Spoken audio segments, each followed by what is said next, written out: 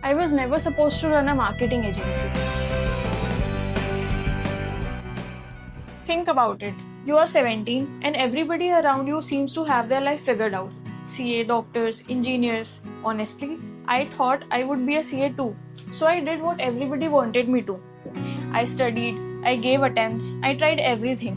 But something felt off. Because this was not something that I wanted to do for the rest of my life. The scary part wasn't failing. The scary part was not knowing what else to do. So I tried exploring. I tried data analysis, coding, I even started my clothing business. Basically, if there is anything related to figuring my life out, I was probably trying it. The clothing business taught me something unexpected.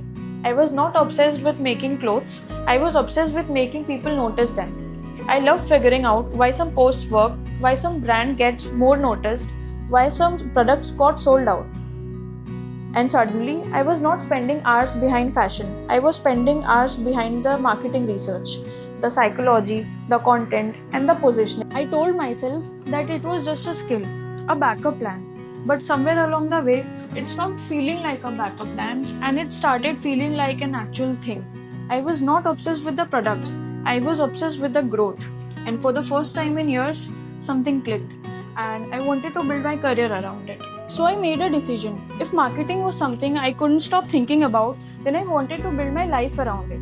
It didn't feel like another experiment or another side hustle, but an actual plan, and that's how DG Blend was born. It didn't come up with an overnight success plan, but from years of trying out different things that were not meant for me, and until I finally found the one.